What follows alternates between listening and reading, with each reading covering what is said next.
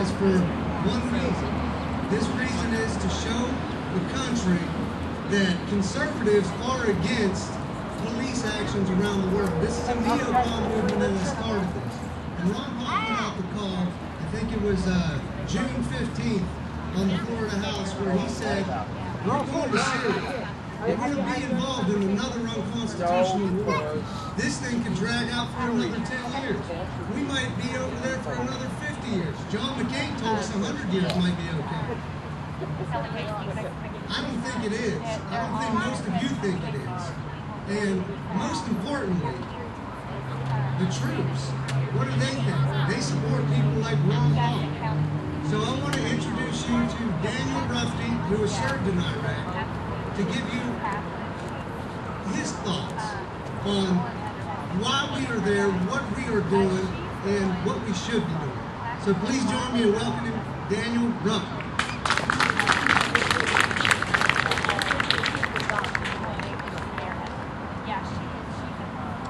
Man, I'm glad that everybody came out today. My name's Daniel Rufty. I joined the Army when I was 18 years old. I had no clue what I was getting into. At the time, I trusted our government, and I thought these wars were just. I was very young and naive. The consequences of these wars will far outlast the wars themselves. I got to see a lot of the consequences of these wars at the last unit I was stationed at. It was a WTU, the Warrior Transition Unit. It's a transitional unit for soldiers that get injured in Iraq and Afghanistan and across the world. We go to these units to either rehabilitate and transition back into the military, or rehabilitate and transfer back into the civilian world.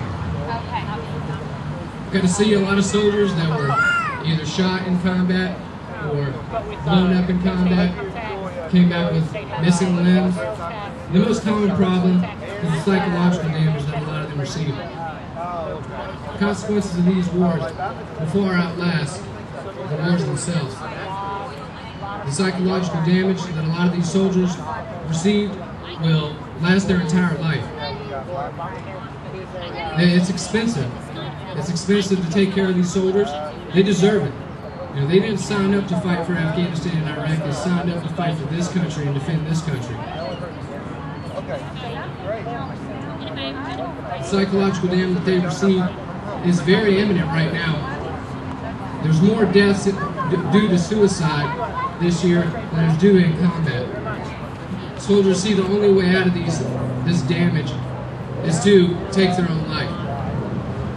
And Congress thinks that the only solution to this is to throw more money at suicide prevention programs.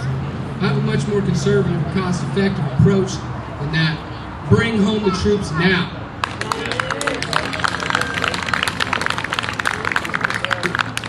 We've been in Afghanistan 11 years now. It's one of the longest wars in U.S. history.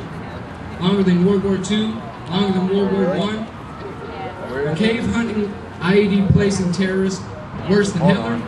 Let him finish and I'll go. These wars are not about weapons of mass destruction or going after Osama bin Laden. Clearly, we've already killed Osama bin Laden. Mission accomplished. Why are we not home? The government thinks that their business is not over in the Middle East. Who knows what the real mission is? But I know that it's not about weapons of mass destruction or Osama bin Laden. It's definitely not about protecting this country.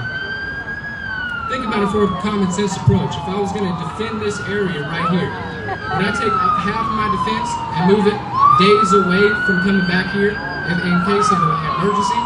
No, of course I would. I protect this area, sustain this perimeter, protect our land. And I think our foreign policy has gotten way out of hand. We have 900 bases in 130 different countries. Think about in history what countries that did the same kind of thing, that had the imperialistic thought of policing the area or colonizing the area. Britain comes to mind for me firsthand. They thought that they could spread themselves across the world, and their own farmers were able to defeat them. Their own farmers. What we're doing right now is repeating history. We need to stop. We need to end these wars as soon as possible. We went in there fast, we can come out fast, just as fast. The road to The road to liberty right now seems pretty far away. I'm not going to tell you it's going to be easy. It's going to be real hard. Each one of us is going to have to stand up and do our part. Each one of us is going to have to stand up, put pressure on our representatives to end these wars. This is patriotism. When I think of patriots, I think of the Revolutionary War and the soldiers that stood up against the tyranny of their oppressive government. This is patriotism right here. When I was in the Army, there was nothing patriotic about it. I was a puppet in the game. Nothing patriotic about it. This is patriotism. We are patriots. We need to stand up against the tyranny, stand up against these unconstitutional, undeclared wars, and liberty will prevail. Thank you.